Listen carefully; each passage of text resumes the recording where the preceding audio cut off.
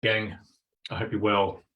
Look, the video hasn't been kind to me this week. Had a couple of fails, so if you have been watching these live, I apologise. Let's do this for the third time. What I'm focusing on this week is the idea of the more you cling on to the results you want, the more it pushes them away. I'm going to start by talking about that idea and how it applies to your projects and your work. Then I'm going to talk about the intention, which is the start of the creative cycle, and how you can use intention at the beginning of the creative cycle to create bigger results down at the bottom. And it's not about clinging, it's not about resisting, it's not about becoming attached to what you want, because that just creates constriction in the cycle, and people don't want to work for people who micromanage that way. So let's talk more about it. All right, you ready? Let's do it. So the plan this week is this, which is most projects that are currently done are done in a linear cycle. Okay, so I'm just going to highlight some of this stuff. That involves you and your team, and it typically involves results or something that you're going to deliver at the end. That's actually a gift, meant to be a photo of a gift. What happens is we typically in a linear cycle, we start here, and we want to get over here, and we typically try and do it in a straight line, but chaos gets in the way. You know what chaos looks like, right? It means that the people you're doing this for, they want different things to what that you want to deliver. They've got opinions, they've got other stakeholders you don't know about, and they come into the picture and throw you off your linear path, which makes perfect logical sense to you. And as they throw you off, we tend to get more emotionally attached to what we thought we wanted, to what we thought the results were. And as we get more attached, all this stuff we wanted over here that I'm circling tends to feel like it's getting further away.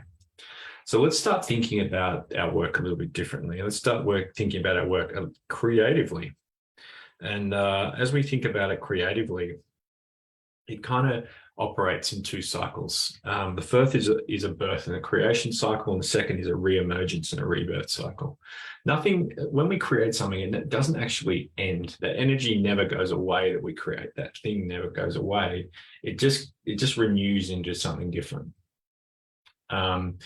And thinking about projects like this actually stops the clinging and the attachment, which often stops the creativity that are within them.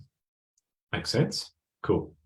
So what I want to talk about today is the beginning, is here, the birth of the creative cycle, when we start that initial arc, and what we can do with our intention to set up these creative endeavor with success. So there's four approaches to this. The first thing that we've got to be able to do is to visualize the result. We literally be able to, in our own minds and in the minds of our team, we need to be able to see the picture, all right, of the thing that we're creating. And as we can see the picture, we then are able to feel the result, feel the impact of what that'll create. Now we want to feel what it will feel like when that picture is achieved. So you could feel a sense of hope, you could feel a sense of inspiration, you could feel a sense of commitment.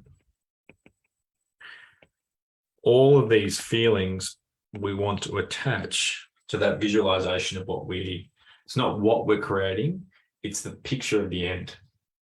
Okay, the picture of the impact that we want to make. And then once we've seen it, we've felt it, we would then want to work on knowing it. And this is the really interesting thing about the creative cycle and the commitment to actually making something real, is the trick is to actually really realizing that it's possible, knowing that it almost already exists. So in this phase, we want to have the perspective that it already has happened.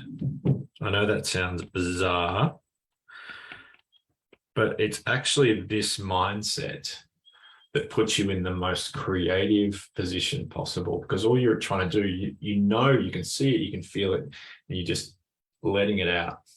and allowing your team to let it out. Does that make sense? Perfect. All right. So we're seeing it, we're feeling it, we're knowing it, and then we're going to do it.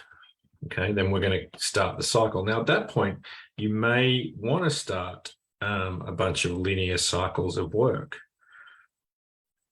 But the key thing is to keep here at that level and not try and control too much around the actual activity to get us to this visual that you're after. Okay. Now, that's the intention part. In the coming weeks, I'm going to cover the creation process and the rebirth renewal process. And so what I'm doing here is I'm creating in your mind a different way of achieving things rather than holding on to them, constricting them, attaching to them, or resisting to them so that they run away from you. A creative cycle where you can have the intention and then let go and let it happen. That's been useful. Love your work. See you next week on The Reason on the Road. Take care. Bye.